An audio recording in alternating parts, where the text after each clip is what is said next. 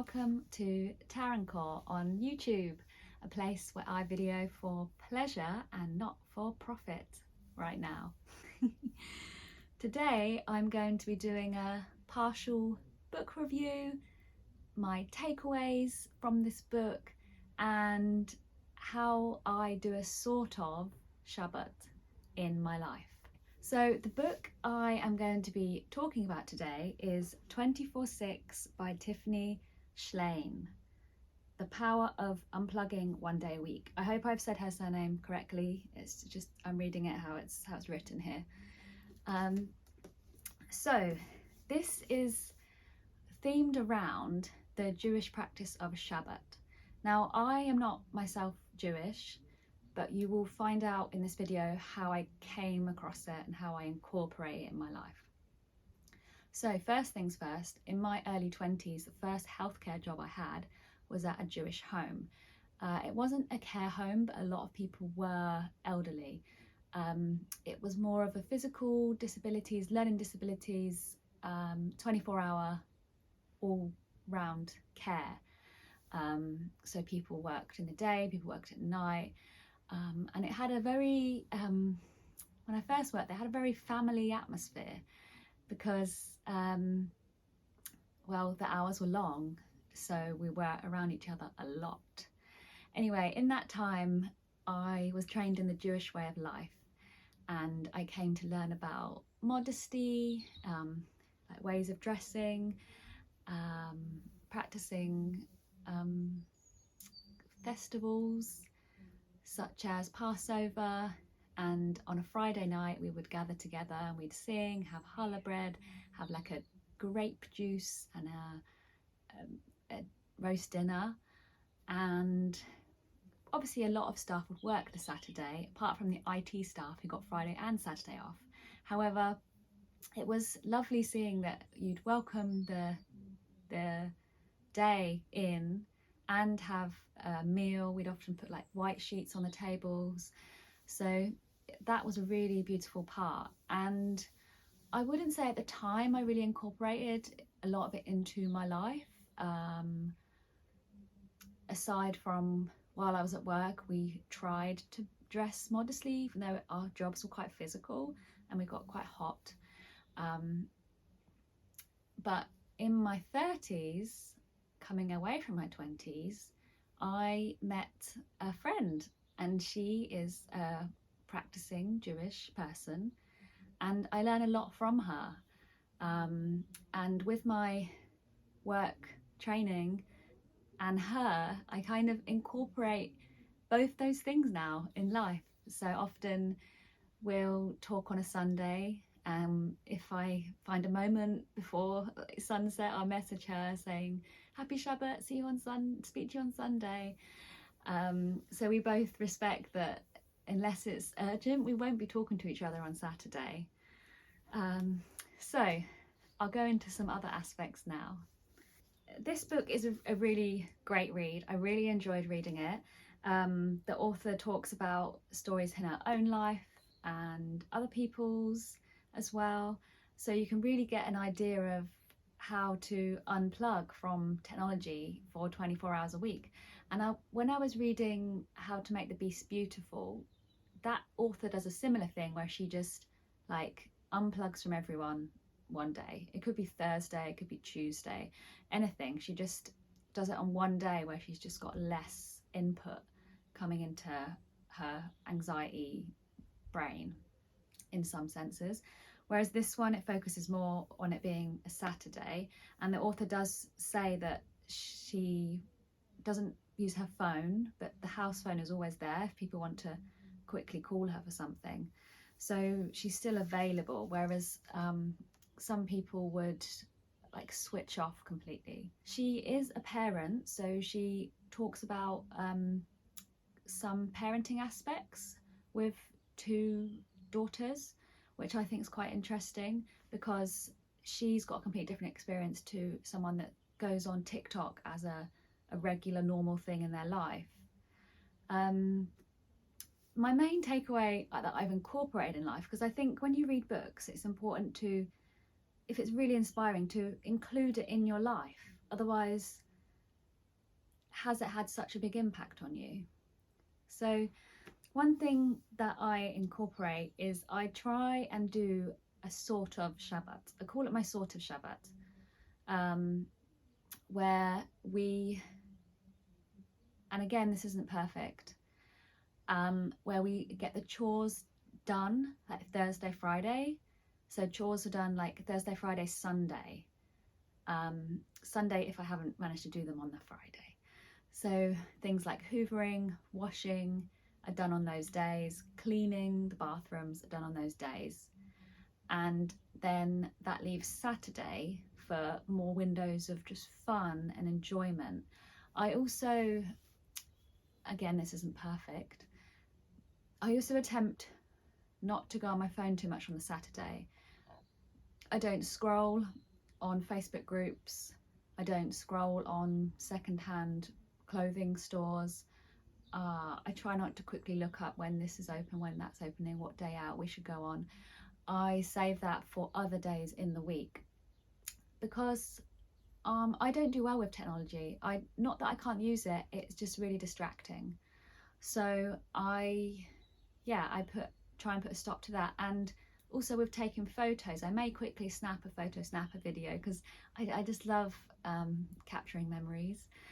However, I do use my camera more on those days because a camera is one function. You click it, you take a picture, it's a camera. Whereas a phone is a camera, is your email, is your missed calls, is your voicemail, is your messages, blah, blah, blah, blah, blah, onwards. So where I can, I use a camera. Also, so sometimes on a Saturday we go for days out. I don't limit myself to the local area or to just sitting inside like reading or something like that. There's no like hard and fast rules about it. I just try and incorporate more family time. So we might go to a soft play, we might go to a farm, I might see some friends with our child, we might go to a cafe.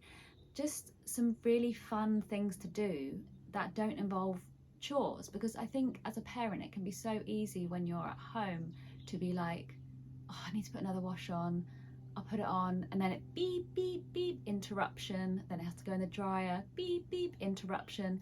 And those interruptions can be quite disruptive of if you're building a tower with your child or you're reading a story and you have to keep going, oh, mummy needs to do this, mummy needs to do that.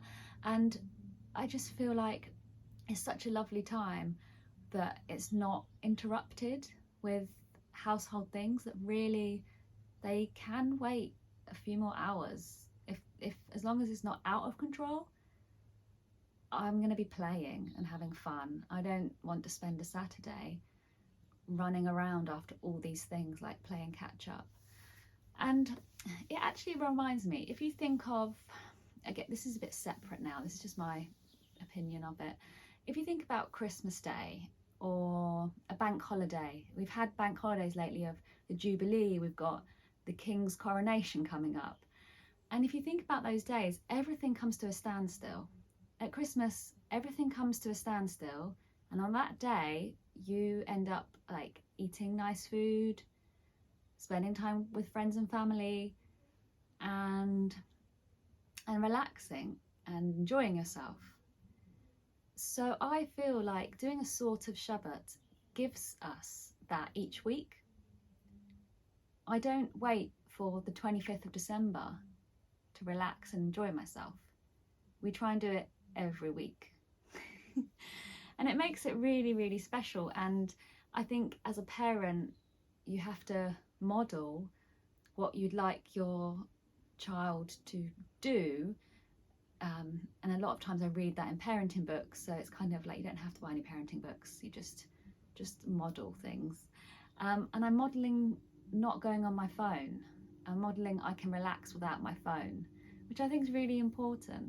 Although I say I don't do any chores, there may be, again, times where it's not perfect. And I know back in the summer I was really like swamped in laundry, and our little one was like outside playing in the hammock, like relaxing, reading stories or something. They were just in and out of the hammock. and I was like just loading a few washing on, and I just thought, actually, this moment isn't, I don't need to feel bad for this moment, because she's happy playing with this hammock and I've just put some laundry on. So again, it's not perfect, like I wouldn't want anyone to see me doing something, you don't do that on a Saturday. Well, I try. All I can do is try. It's still ongoing. Other things we do if we don't go out, so like locally we would definitely go for the woods, or we'd go for a bike ride around the block.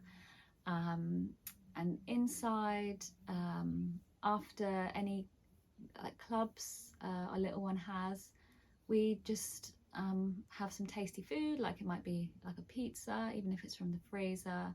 I cook and everything. Some people wouldn't do any of this stuff, I know, so that's why I'm calling it a sort of Shabbat.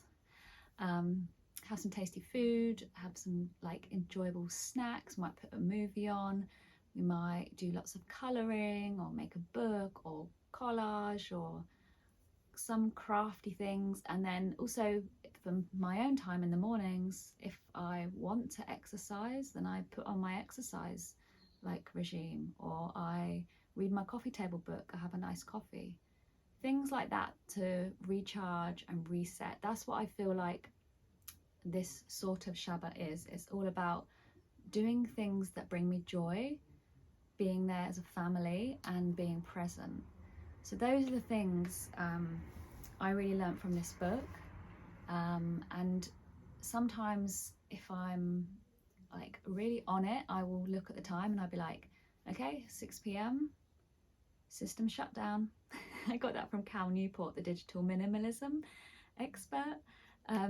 System shut down, and then I won't like go on my phone for unnecessary means until the next day, 6 p.m, and then it might be later on that we watch the movie, and it breaks that period of like not focusing on technology.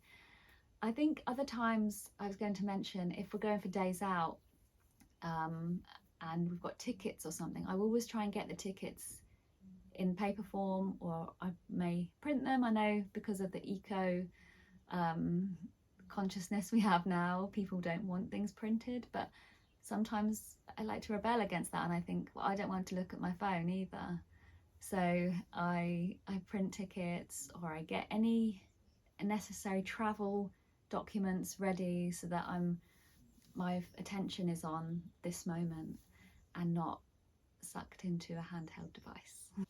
So thank you for watching today. I am currently on a study break, so I'm spending free time finishing art journal pages, doing a giant quilt, and finishing